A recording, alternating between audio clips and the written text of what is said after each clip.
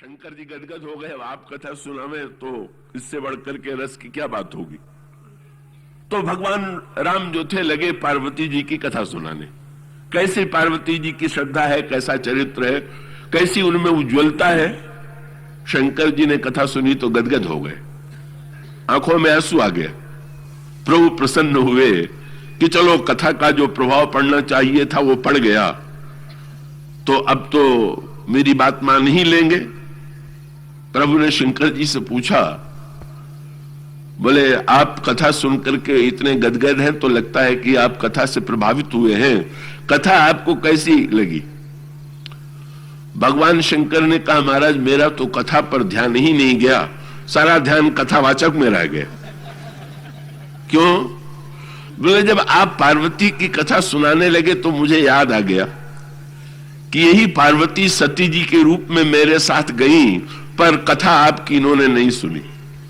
तो मैं तो यही सोच के गदगद हो गया कि कितने हमारे प्रभु महान हैं कि जिन्होंने इनकी कथा का तिरस्कार किया उसकी कथा स्वयं सुना रहे हैं। इतना उदार कोई दूसरा नहीं हो सकता। तो मैं तो आपके इस शील को देख करके गदगद हो रहा हूं, कोई पार्वती जी के सद्गुण की याद करके गदगद नहीं हो रहा। तो प्रभु ने कहा कि अच्छा तो फिर कोई बात नहीं है, कथा सुनी है तो फिर जो मैं कहूं वो दीजिए बदले में। क्या? बोले अब विनती मम सुनहु सियो। कहा जाता है कि शंकर जी से भगवान के तीन नाते, सेवक स्वामी सखा सीपी के। तो प्रभु ने तीनों नातों की दुहाई दिया, अब विनती मम सुनो, अगर मेरे स्वामी है तो विनती सुनिए। शंकर जी ने कहा नहीं महाराज मैं आपका स्वामी कैसे हो सकता हूं। तो प्रभु ने कहा अच्छा मित्र तो है, तो मित्र है तो भी मैं दुहाई देता हूं अपने प्रेम की। अब विनती मम सुनहु सियो जो मोह पर निज ने हो। शंकर जी ने कहा ना, मैं आपका मित्र भी बनने योग्य नहीं हूं, मैं स्वामी बनने की तो कल्पना भी नहीं कर सकता, मैं तो आपका सेवक हूं। प्रभु ने मुस्कुरा करके कहा तब तो मेरा काम और सरल हो गया। अगर आप स्वामी हैं तो विनती सुनिए, मित्र है तो प्रेम की दुहाई दे रहा हूं, और सेवक है तो बोले अब विनती मम सुनहु सियो जो मोह पर निज ने हो। आप सेवक हैं ना, तो सेवक का काम है स्वामी की आज्ञा मानना। बिल्कुल। तो बोले जाई विवाह शैलज। तो फिर अगर सेवक है तो मैं आपको आज्ञा देता हूं कि आप जाकर के पार्वती जी से विवाह कर लीजिए। और ये जब वाक्य कहा प्रभु ने, तो शंकर जी ने कहा प्रभु यद्यपि उचित आसनाई, नाथ बचन पुन मेट न जाई, सिर धरि आयसु करिय तुम्हारा, परम धर्म या नाथ हमारा। आपकी आज्ञा सिर माथे, अब तो आप संतुष्ट हैं। प्रभु ने कहा बिल्कुल संतुष्ट नहीं, आप मेरी आज्ञा को जहां रख रहे हैं मैं वहां रखने से संतुष्ट नहीं हूं। शंकर जी ने कहा आपकी आज्ञा सिर पर। भगवान ने कहा मेरी आज्ञा को सिर पर मत रखो। तब बोले अब उर राखो जो मैं कहूं, मेरी बात को सिर पर मत रखिए, हृदय में रखिए। बड़ी सांकेतिक भाषा थी। व्यंग्य यह था कि सिर पर रखिएगा तो वहां तो गंगा है, पता नहीं कब मेरी आज्ञा भी बह जाए गंगा के प्रवाह में। और सांकेतिक अब शंकर जी का अभिप्राय है कि हृदय नहीं स्वीकार कर रहा, पर बुद्धि से आपकी बात मान लेते। भगवान कहते हैं कि ना ना, बुद्धि से मानी गई बात तो भूल जाती, जो हृदय से स्वीकार की जाती है वही स्थिर रहती है। तो मेरी आज्ञा को मस्तिष्क पर बोझ समझ के मत उठाइए कि अब प्रभु ने कह दिया है तो पूरा करना होगा, कि मेरी आज्ञा को तो आप हृदय में धारण कीजिए, तभी मुझे संतोष होगा। मानुष अभिप्राय ये है कि हमारी सबकी समस्या यही है कि जो बातें सुनते हैं उसको सिर पर तो धर लेते हैं, पर बुद्धि से धारण करने के बाद भी उसे ढोते भले ही रहे, पर जीवन में उतरना बड़ा कठिन हो जाता है। तो प्रभु ने शंकर जी को तो प्रेरित कर दिया कि महाराज महत्व तो हृदय का ही। और रावण के संदर्भ में भी मोह रावण है, और मोह पर प्रहार करने के लिए मस्तिष्क का भी बड़ा महत्व है। यह नहीं कि समझने का महत्व नहीं है, वो तो बड़े काम की बात है ही है। और कर्म का भी जीवन में बड़ा महत्व है, भुजा और सिर का भी महत्व है। पर त्रिजटा ये कहती है कि जब तक प्रभु रावण के हृदय पर बाण नहीं चलाते हैं तब तक उसकी मृत्यु नहीं होगी। श्री सीता जी ने कहा तब तो बड़ा सरल उपाय है। जब 30 बाण के द्वारा प्रभु रावण की भुजा और रावण का सिर काट देते हैं तो एक बाण और चलावे और हृदय को भी बीध दे। त्रिजटा ने जो वाक्य कहा आपने ध्यान दिया उस पर? त्रिजटा ने यह कहा कि रावण के हृदय पर प्रहार करना तो सरल है, पर प्रभु के सामने बड़ी समस्या है। समस्या क्या? बोले प्रभु को ये चिंता है कि कहीं रावण की मृत्यु के साथ साथ संसार की मृत्यु न हो जाए। ये रामायण की भाषा इतनी सरल होने के साथ साथ इतनी जटिल है। भगवान श्री राम के सामने समस्या यह है कि रावण की मृत्यु हो पर संसार की मृत्यु न हो। त्रिजटा से श्री सीता जी पूछती हैं कि रावण की मृत्यु से संसार की मृत्यु का भय क्यों है? तो त्रिजटा ने जो कहा है वो आपने पढ़ा होगा। भगवान राम जब रावण की हृदय की ओर देखते हैं तो उधर दृष्टि जाती क्या दिखाई देता? त्रिजटा ने यही बताया।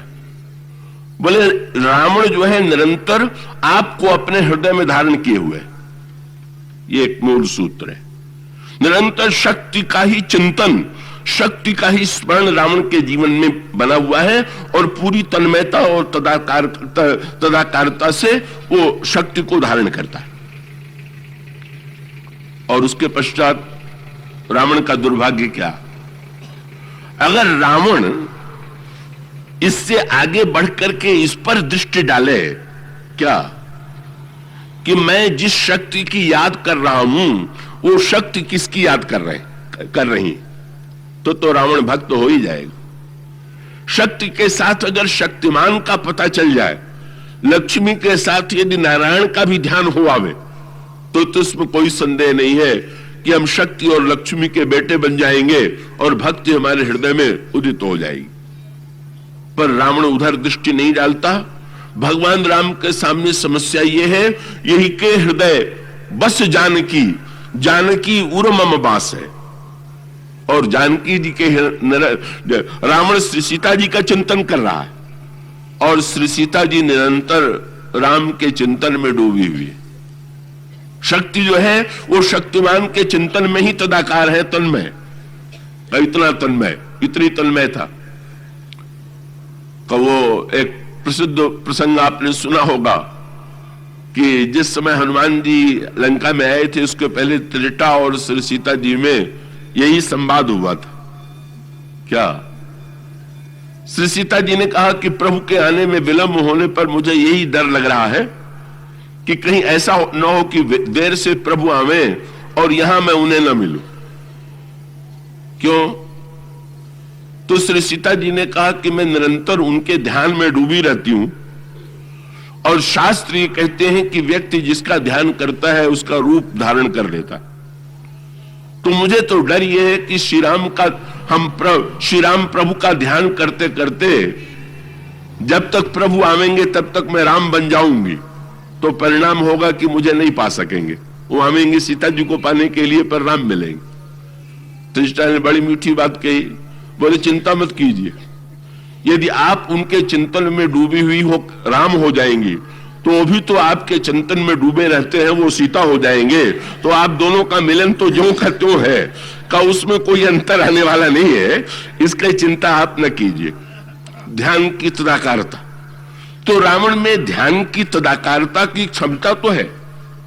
कभी बुरे व्यक्ति में भी कभी कभी एकाग्रता की बड़ी तीव्र शक्ति होती है और अच्छे व्यक्ति में भी ध्यान माने जहां चित्त एकाग्र हो जाए।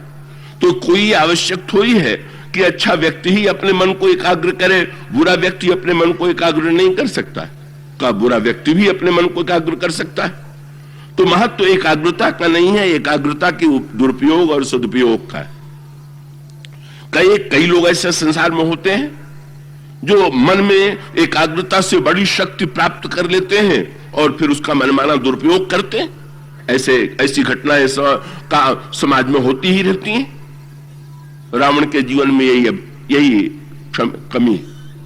रावण में एकाग्रता का ये परिणाम है कि रावण चाहे जो रूप बना लेता और उन रूपों का जैसे रावण साधु बन गया।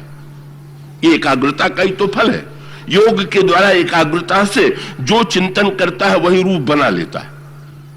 पर वो रूप बनाने के बाद फिर जब वो श्री सीता जी का हरण करने के लिए जाता है तो इसका अभिप्राय है कि रावण जो है निरंतर अपनी क्षमताओं का दुरुपयोग करता है, शक्ति का दुरुपयोग करता है।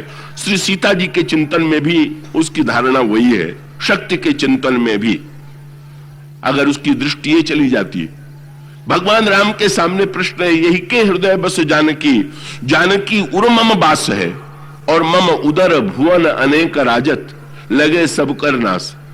अगर मैं रावण के बाण हृदय पर चला दूंगा तो बाण केवल का रावण के हृदय पर नहीं ले, रावण के हृदय में सीता जी, सीता जी के हृदय में मैं, मेरे उदर में सारा संसार, उस बाण का परिणाम होगा कि सारे संसार का विनाश हो जाएगा।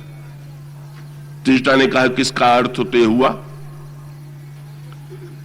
कि रावण की कभी मृत्यु ही नहीं होगी। तो संकेत के रूप में इसे यूं कहें कि भाई जैसे किसी व्यक्ति के हाथ में परमाणु बम हो तो उस परमाणु बम को के होने पर अगर उस व्यक्ति को मारना भी चाहे तो बड़े सावधानी की आवश्यकता। क्यों? का मारते समय अगर उस पर ऐसा प्रहार हुआ कि उसके साथ साथ परमाणु बम का भी विस्फोट हो गया तो न जाने कितने व्यक्तियों का विनाश उस व्यक्ति के द्वारा होगा।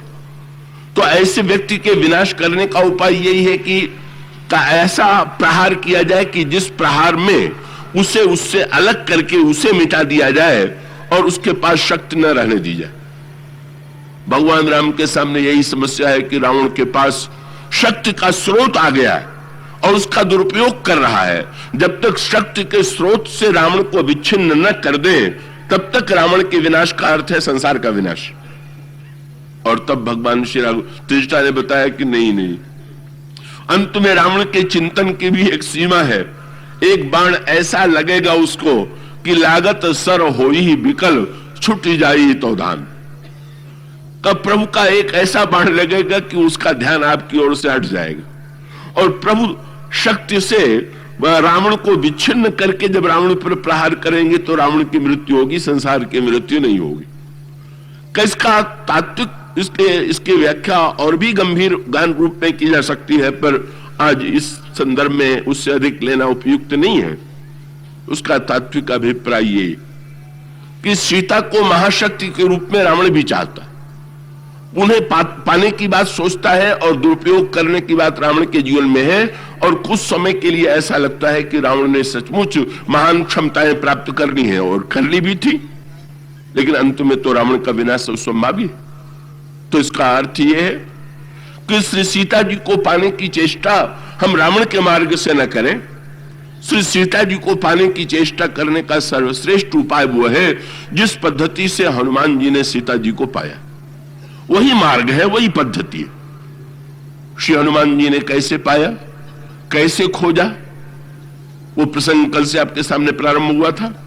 आइए थोड़ा यात्रा में आगे बढ़े, क्योंकि 9वें दिन में हम लोगों को मां के पास पहुंच करके उनका आशीर्वाद पा लेना है।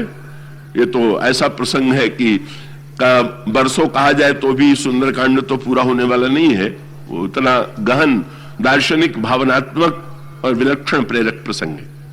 हनुमान जी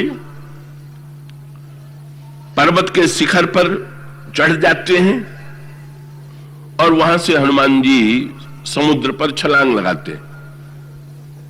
हनुमान जी ने इस यात्रा में 3 पर्वत के शिखरों पर चढ़ करके उनका 3 उपयोग किया।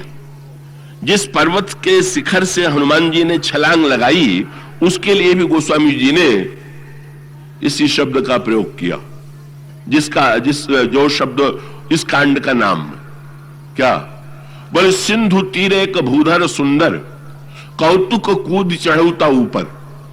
समुद्र के किनारे एक बहुत सुंदर शिखर था। बस याद रखिएगा, सुंदरता की परिभाषा भी की जा रही है सुंदरकांड में।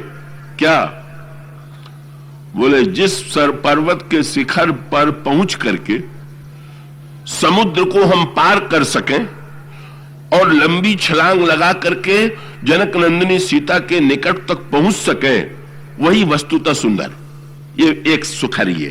3 शिखरों का संकेत बड़े महत्व का आता है पहली बार जब हनुमान जी बंदरों के साथ चले और 1 महीने तक श्री सीता जी की खोज करने पर भी श्री सीता जी का पता नहीं लगा, तो बंदर प्यास के मारे मरने लगे।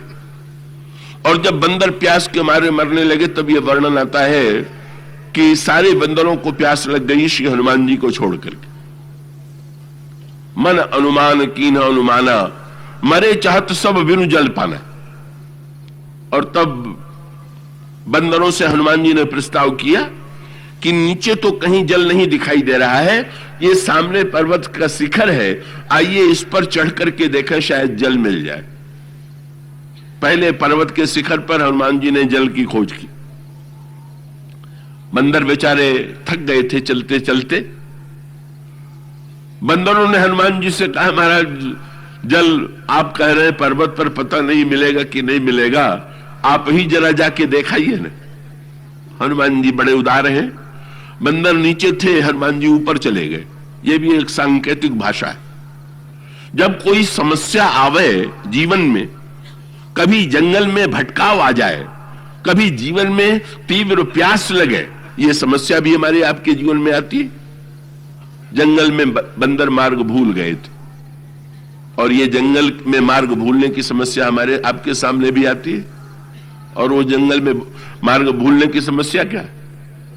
रामायण में बताया गया कि जंगल क्या है। एक जंगल तो बाहर होता है जिसमें मार्ग ढूंढना बड़ा कठिन हो जाता है, और एक जंगल जो है हमारे आपके मन में, उसमें भी मार्ग ढूंढना बड़ा कठिन हो जाता है। और वो जंगल क्या है?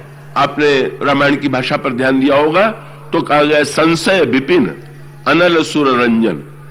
संदेह जो है वही जंगल। जीवन में जब संशय आ जाए तो सोचना कठिन हो जाता है कि क्या करें, किधर से मार्ग मिलेगा, ये बड़ी समस्या है। संशय का वन जो है, इसीलिए सती जी को दंडकारण्य में संशय हो गया।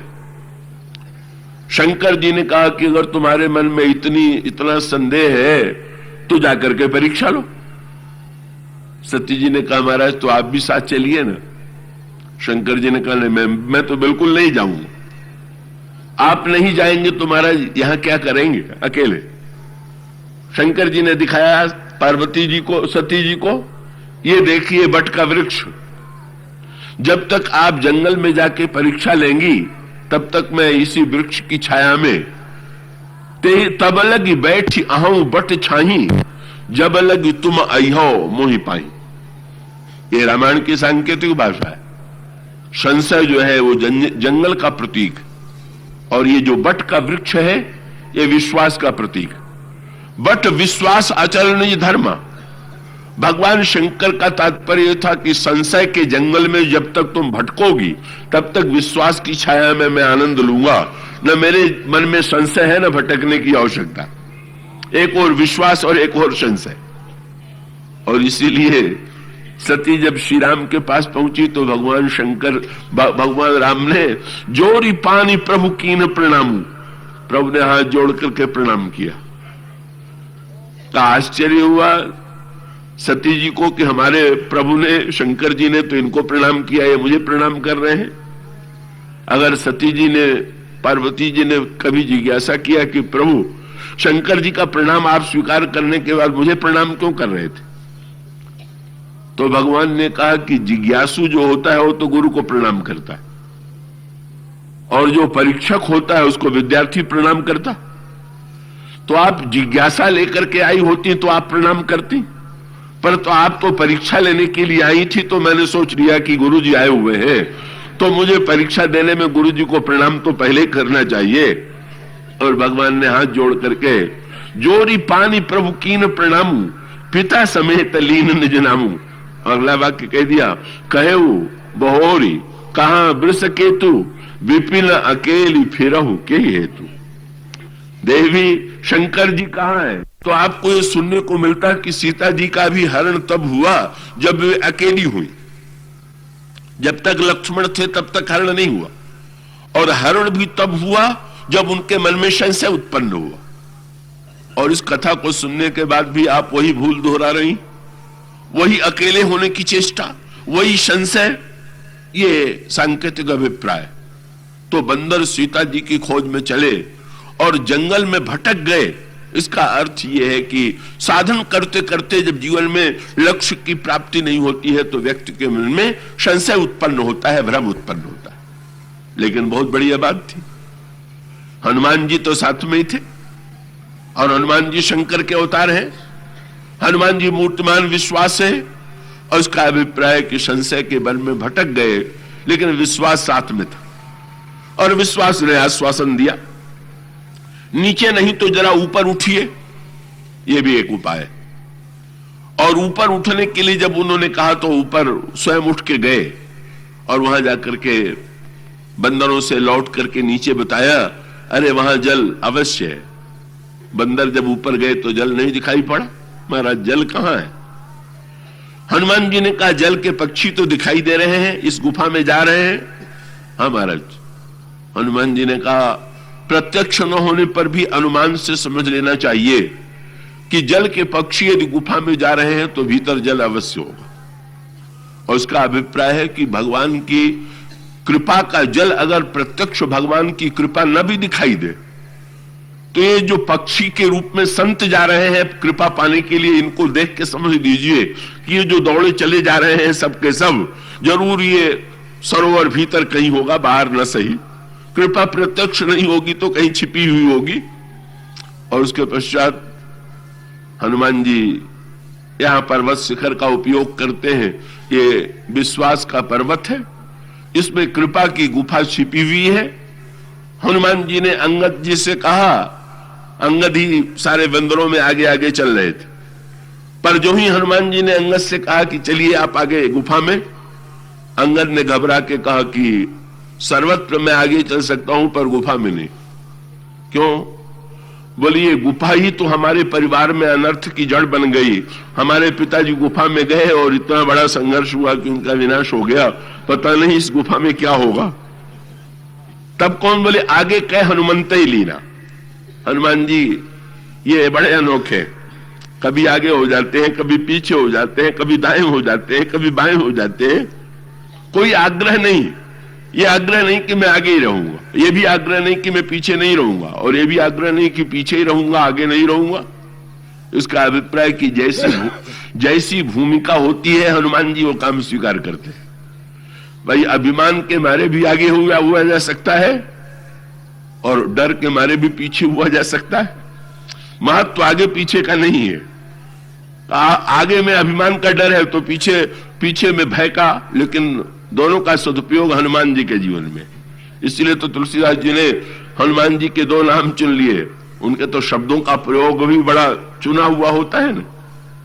जब सारे बंदर हनुमान प्रभु के चरणों में प्रणाम कर रहे थे आकर के, तो किसी ने पूछा कि सबसे पहले तो हनुमान जी ही आए होंगे, क्योंकि सबसे पहला प्रभु का परिचय तो हनुमान जी से हुआ था। तो गोस्वामी जी ने कहा ना, पाछे पवन तनय सिर नावा, सबसे पीछे पवन तनय ने प्रणाम किया। अरे सीता जी की खोज में इतने पिछड़ गए कि सबसे पीछे? अरे उत्साह में सबसे आगे होना चाहिए था कि सबसे पीछे? तुलसीदास जी ने कहा पवन तनय। और जब हनुमान जी गुफा में आगे हो गए तो पवन तनय नहीं कहा, आगे कह हनुमंत ही लीरा। जब आगे हुए तो हनुमान और जब पीछे हुए तो पवन तनय। मानो साहित्यिक प्रयोग गोस्वामी जी का है। बोले हनुमान जी बंदरों के पीछे पीछे क्यों आए? गोस्वामी जी ने कहा रे भाई पवन तनय है, अगर कहीं यात्रा करें और हवा पीछे से ढकेले तो गति तीव्र हो जाएगी, और हवा आगे आ जाए तो गति और रुक जाएगी। तो पवन तनय तो पीछे से आगे लोगों को भेज रहे हैं, इसलिए इनका नाम बड़ा सार्थक है। और जब गुफा में बैठे तो सबसे आगे। तो गोस्वामी जी ने कहा हनुमंत माने जिसने अपने ठोड़ी पर वज्र को झेल लिया हो, उनका नाम है हनुमान।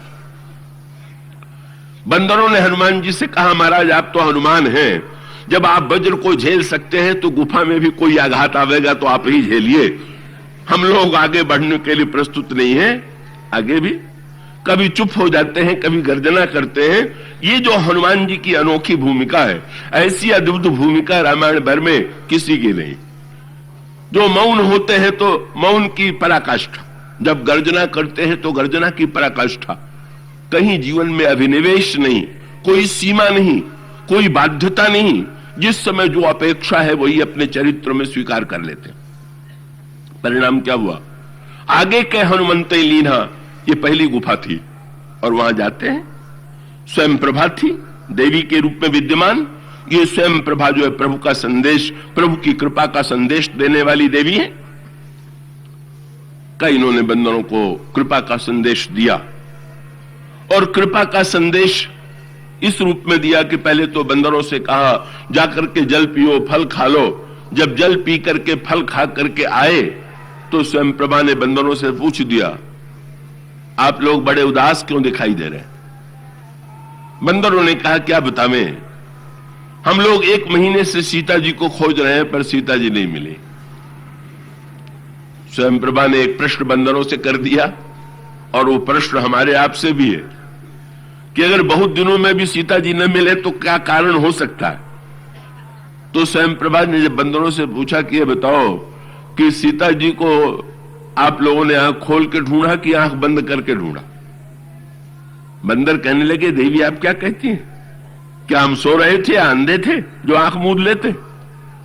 कहा हम तो बिल्कुल 1 महीने तक रात्रि को भी नहीं सोए, दिन में भी जागते रहे, हर समय आंख खोल करके हमने सीता जी को ढूंढा। आपने पढ़ा स्वयं प्रभा ने कितना रहस्यपूर्ण बात कही। स्वयं प्रभा ने कहा इसीलिए सीता जी नहीं मिले। अब हमारी बात मानो, क्या मूदो नैन, जरा आंख मूदो।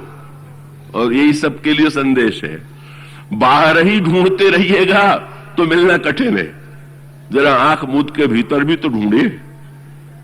अगर शांति केवल वैभव में, भोगों में, बहिरंग वस्तुओं में ही ढूंढने की चेष्टा करेंगे तो स्वयं प्रभा कहती है कि नहीं भाई, बाहर नहीं भीतर भी, भीतर प्रविष्ट होइए। अब वेदांत की भाषा में ये अंतर्मुखता है, भक्तों की भाषा में आंख मूदने का अर्थ है विश्वास, भक्तों की भाषा में इसका अभिप्राय है, ज्ञानियों की भाषा में इसका अर्थ है अंतर्मुखता। नेत्र मूदने का अर्थ है कि हमारे जीवन में दोनों की आवश्यकता है ना। आंख खुले रखना अच्छा है कि आंख बंद करना अच्छा है?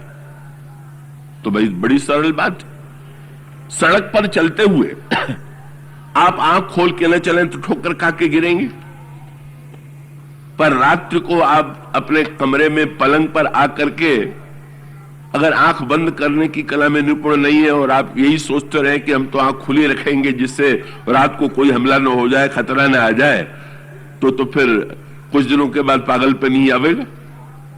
इसका अर्थ है कि विश्राम चाहते हैं तो आंख मूदना सीखिए और कर्म करना चाहते हैं तो आंख खोलना सीखिए। आंख खोलना बुद्धिमत्ता है और आंख मूदना विश्वास।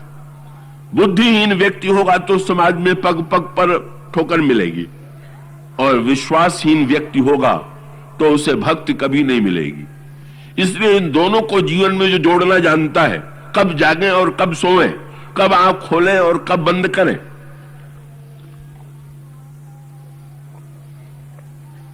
कब वो व्यक्ति जो है वस्तुतः श्री सीता जी की प्राप्ति का मार्ग जान लेता है। इसलिए गोस्वामी जी ने आंख मूदने का ये जो नन्हे बच्चे को आपने देखा होगा, नन्हा बच्चा कितना सोता है, लेकिन उसको सोते देख करके, उसकी आंखें मूदी देख करके क्या माँ बाप ये आक्षेप करते हैं कि ये आलसी निकम्मा दिन रात सोता ही रहता है, क्या कुछ करता धरता नहीं? वो तो प्रसन्न होते हैं और वो बालक निश्चिंत होकर के सो रहा है। गोस्वामी जी के संदर्भ में प्रसिद्ध है, वृंदावन गए नाभादास जी के आश्रम में तो थके हुए थे, आंख मूंद करके लेट गए। नाभादास जी आए तो व्यंग किया, बोले संत होकर के सो रहे हैं, उठिए उठिए, आप कैसे सो रहे हैं? आप तो जगाने के लिए आए हुए संसार के जीवों को, स्वयं सोने लगे। गोस्वामी जी ने तुरंत मीठा उत्तर देते हुए कहा कि नहीं भाई, मैं तो जगाने के लिए तो बहुत संत आए, मैं तो सुलाने का संदेश लेके आया हुआ हूं।